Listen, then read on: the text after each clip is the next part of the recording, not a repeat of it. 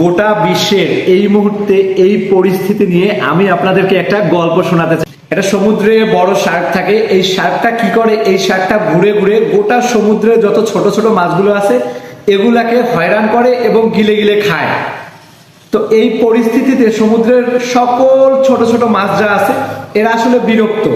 এরা বিরক্ত এই জন্যে যে আমরাও বসবাস করি, সেও বসবাস করে, সে আসলে বড় জন্য সে আমাদের সকলকে ধরে গিলে গিলে খায়।